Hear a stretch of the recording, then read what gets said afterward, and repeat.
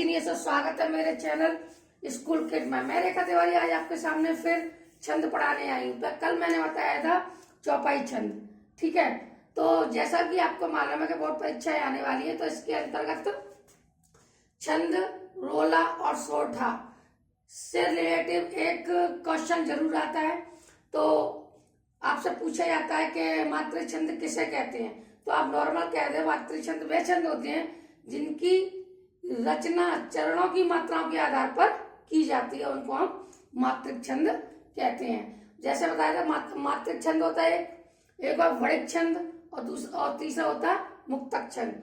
तो कल मैंने आपको चौपाई छंद पढ़ाया था, वही मातृक छंद के अंतर्गत, वो सममात्रिक छंद के अंतर्गत आता है। यानी वो मातृक छंद के अंतर्गत आता है, लेकिन उसको सममात्रिक छंद कहते हैं क्योंकि उसमें चरणों की जो चरण होते हैं, 4 चरण होते हैं, उसमें भी 4 चरण होते हैं और मात्राएं भी समान होती है, उसके चरण भी समान होते हैं, इसलिए सममात्रिक छंद उसको कहते हैं। इसमें क्या होता है, इसमें चरण तो 4 होते हैं, लेकिन जो मात्राएं होती हैं वो ऊपर नीचे होती है, इसलिए इसको मात्रिक छंद कहते हैं।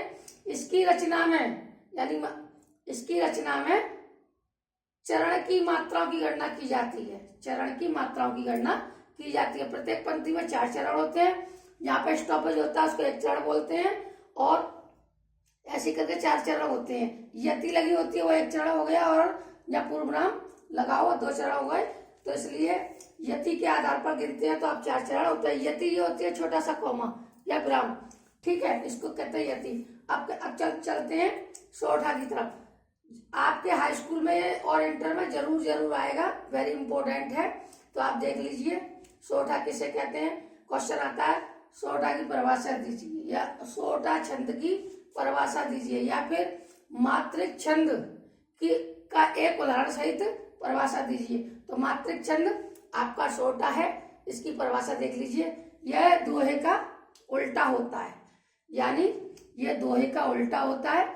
इसके पहले और तीसरे चरण में 11 मात्राएं होती हैं तथा दूसरे और चौथे चरण में 13 मात्रा होती हैं, इसलिए इसको दोहे का उल्टा कहते हैं, क्योंकि दोहे में पहले और तीसरे चरण में 13 मात्राएं होती हैं और दूसरे और चौथे चरण में 11 मात्राएं होती हैं, इसलिए ये दोहे का उल्टा भी इसको कहते हैं।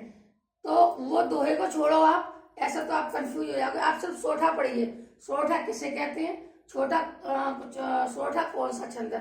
तो बच्चों तो सोठा है मात्रिक छंद है, क्योंकि इसकी रचना के चरणों की, इसकी रचना में चरणों की मात्राओं की गणना होती है, ठीक है। यानी जो चरण होते हैं, 4 चरण होते हैं, उसमें से मात्राओं की गणना होती है। सोठा की परिभाषा मैंने आपको बता दी है, दोहे का उल्टा होता है। ये दोहे का उल्टा है, इसके 4 चरण होते हैं। 4 चरण पहले और तीसरे में 11 मात्राएं होती हैं तथा दूसरे और चौथे में 13 मात्राएं होती है। इसलिए इसको और इसकी जो गणना होती है, चरणों की गणना होती है, वो मात्राओं के आधार पर की जाती है, इसलिए इसको मात्रिक छंद कहते हैं। उदाहरण, जो सुमृत सिद्ध होई गणनायक कविवर वदन। जो सुमृत सिद्ध हो, ये आपकी एक पंक्ति हो गई, यानी 1 चरण हो गया। गणनायक कविवर वदन, ये आपका दूसरी पंक्ति हो गई। करहूं सु अनुग्रह सोए, ये आपकी तीसरी पंक्ति हो गई।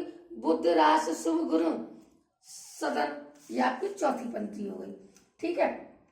तो पहली और तीसरी पंक्ति में यति लगा होता है, और दूसरी में और लास्ट वाली में विराम चिन्ह लगा होता है, लास्ट में बिल्कुल विराम लगा होता है, ठीक है। उसको कहते हैं यति और विराम चिन्ह, या यति या विराम चिन्ह। अब देखिए मात्राएं कैसे लगी हैं। देखो, जैसे मैंने कल बताया था, छोटा आ, उ, ई और चंद्रबिंदी और ऋषि, इसकी एक मात्रा होती है, इसको हम लघु मात्राएं कहती हैं। और बड़ा ओ, बड़ा ओ, बड़ी ई, बड़ा उ, ए, बड़ी ए, बड़ा ओ, या छोटा और बड़ा हो। अंग की बिंदी दोनों, अंग और अंग खाली भी, ये आपकी लघु मात्रा गुरु मात्राओं के अंतर्गत आती है। देखिए ये बड़ा है तो इसमें 2 मात्रा है, ये छोटा है एक, छोटे पे एक, ये देखिए एक एक लग रही है। तो इस तरह जो बड़े हैं उन पे एक लग रही है, जो छोटे हैं उन पे एक लग रही है, जो बड़े हैं उन पे 2 मात्राएं लग रही है। ये 2 3 4 5 6 7 8 और 2 10 और एक 11 मात्राएं हो गई। अब देखिए मैंने क्या था पहली में 11 मात्रा और तीसरी में भी 11 होंगी। देखिए 1 2 3 4 5 6 7 8 9 10 11। ठीक है, ये तो पहली और तीसरी पंक्ति हो गई। अब देखिए दूसरी और चौथी पंक्ति 1 2 3 4 5 6 7 8 9 10 11 12 13। 1 2 3 4 5 6 7 8 9 10 11 12 13। इसलिए तो प्यारे बच्चों यही मात्रा लगाने का एक तरीका है। लेकिन एक चीज अगर इसमें आप ध्यान करोगे तो मैंने लिखा है बुद्धि।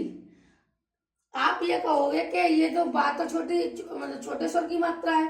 तो मैंने आपको कल एक चीज बताई थी, जहां पर कोई आधा अधूरा शब्द आता है, बुद्धि ये आधा अधूरा शब्द आया है, दा नीचे उड़ रहा है, तो जो उससे वाला पहला शब्द होता है उसको हम गुरु मात्रा के अंतर्गत ही रखते हैं। जैसे इसमें एक और है अनुग्रह। अनुग्रह तो देखिए मैंने कल भी बताया था, आप कहोगे आप भी छोटा है, नानल भी छोटा है और छोटों की मात्रा लग रही है। तो मैंने वही बताया था आपको कि जहां पर आधे अधूरे शब्द आते हैं उनको हम, जो उससे पहले शब्द आते हैं उसको हम गुरु मात्रा के अंतर्गत ही गिनते हैं। तो प्यारे बच्चों आप ये जानकारी याद कर लीजिए, जिससे आप बोर्ड परीक्षा में अच्छे नंबर से पास हो। और मेरे द्वारा दी गई जानकारी अगर आपको अच्छी लगी हो तो मेरे चैनल को लाइक करो, कमेंट करो, सब्सक्राइब करो और मुझे सपोर्ट करो। थैंक यू, धन्यवाद।